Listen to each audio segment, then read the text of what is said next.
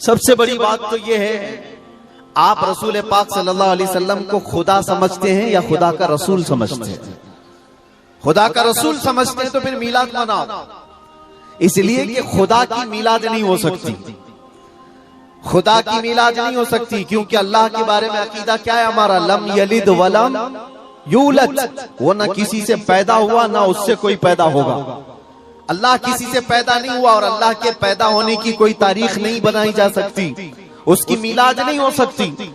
और रसूल पैदा हुए हैं 12 रबीउल अव्वल शरीफ को। आपकी माँ भी है और आपके बाप भी हैं और आपसे भी लोग, आपसे भी बच्चे पैदा हुए हुजूर पाक सल्लल्लाहु अलैहि वसल्लम से। तो हम पूरी दुनिया में हुजूर की मीलाद मना करके शिर्क को तोड़ने वाला अमल करते हैं, शिर्क को तोड़ने वाला अमल करते हैं। कोई हमारी तरफ जो शिर्क का फतवा देता है उसे कान खोलकर सुन लेना चाहिए। मीलाद मनाकर हम बताते हैं हम मोहम्मद अरबी सल्लल्लाहु अलैहि वसल्लम को खुदा नहीं समझते बल्कि खुदा का रसूल समझते हैं। अगर खुदा समझते या खुदा के बराबर समझते तो हुजूर की मीलाद कभी नहीं मनाते, क्योंकि अल्लाह की मीलाद नहीं मनाई जाती तो हम रसूल की भी मीलाद नहीं मनाते। दोनों को अगर बराबर समझते नहीं, हम सुन्नियों का अकीदा यह है, मैं मानता हूँ अक्ल वालो मेरा मोहम्मद खुदा नहीं है, मगर दिलों में ये नक्श कर लो कि वो खुदा से जुदा नहीं है।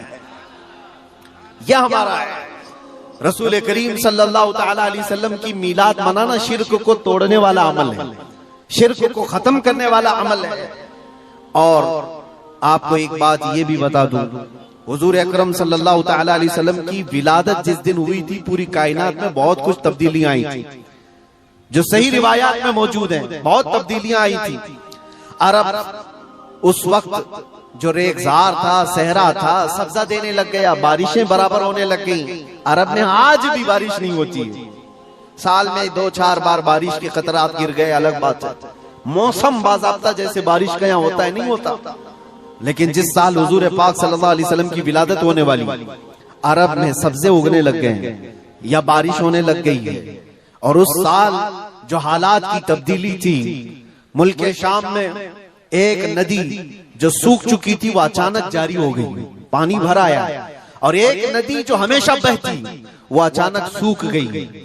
एक आतिश कदा था 1000 साल से जिसकी आग को बुझने नहीं दिया गया था ईरान के नुजुमियों ने, आतिश परस्तों ने, अचानक वो आग भी गुल हो गई। एक ही दिन में सब चीजें हो रही हैं। और कायनात में ये जो बड़ी बड़ी तब्दीलियां हुई थी, उस दिन एक और तब्दीली, बुत सारे औंधे मुंह गिरे हुए थे। जो 12 रबीउल अव्वल शरीफ का दिन था, ये सही रिवायात से मैं बता रहा हूं, बुत औंधे मुंह गिरे हुए। लेकिन एक बहुत बड़ा मसला हुआ था जिसकी तरफ इमाम अहले सुन्नत फाजिल बरेलवी रहमतुल्लाह ताला अलैह अपने शेर में इशारा करते हुए फरमाते हैं, क्या एक बहुत बड़ी तब्दीली ये हुई थी कि मुल्क फारस का जो बादशाह है किसरा, उसका किला इतना मजबूत था कि उसकी हिफाजत के लिए 1 लाख फौजी खड़े रहते थे, सिर्फ किले की हिफाजत के लिए। और वो किला इतना मजबूत कि उनका दावा था, उनका चैलेंज था कि इसको कोई तोड़ नहीं सकता, इसको मिटा नहीं सकता।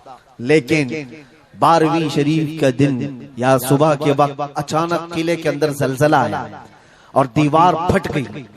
और ऐसी फटी कि उसमें से एक आदमी जा सकता है, आ सकता है। आज भी वो शक्शुदा दीवार के साथ किला मौजूद है इराक में, जिसको किलातुल किसरा कहा जाता है आज भी।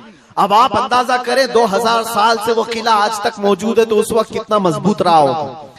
उस वक्त किले के अंदर जलजला आया और तख्त उलट गया, दीवार में दरार पड़ गई। वो दरार आज भी मौजूद है। बादशाह हैरान और परेशान। दूसरे दिन सारे नजूमियों को बुलाया गया और पूछा गया कि ये क्या माजरा है कि इतना मजबूत किला कैसे ये टूट गया, या इसकी दीवार में शगाफ कैसे आ गई है। तो सारे नजूमियों ने अपने इल्म के मुताबिक जो नतीजा निकाला, बादशाह से कहा दर हकीकत ये जलजला आम जलजला नहीं है, ये तेरी दीवार का टूट जाना ये आम सी बात नहीं है। हमारा इल्म ये बता रहा है कि इस रुए जमीन पर अल्लाह का कोई नबी पैदा हुआ है जो तेरी सल्तनत को खत्म करने वाला है। एक बच्चा अरब में ऐसा आया है, आई नई हुकूमत, सिक्का नया चलेगा, आलम में रंग बदला, सुबह शबे विलादत। उस दिन जो हुआ था उसको इमाम अहले सुन्नत क्यों फरमाते हैं, वो एक दिन की बात है ना, हुजूर की विलादत हुई, फारस के किले में क्या हुआ, जलजला आया।